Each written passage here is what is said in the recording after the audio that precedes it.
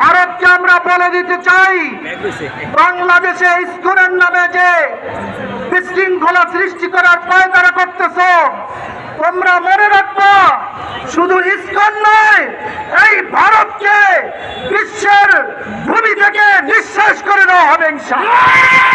আমরা অতি সত্বর গাজওয়ায়ে হিন্দের বায়াত গ্রহণ করব।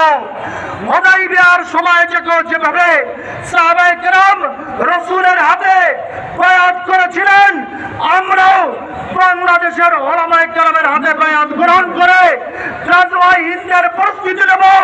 বাংলার জমি ইসকন থাকবে না, সাধারণ হিন্দুরা থাকবে, কিন্তু ইসকনকে বাংলার জমিনে নিষিদ্ধ করতে হবে এবং সাইফুল ইসলাম আলিফ ভাইয়ের হত্যাকারীদের অতি সত্বর বাংলার জমিনে দৃষ্টান্তমূলক বিচার করতে হবে। একটাই দাবি, তাদেরকে ফাঁসির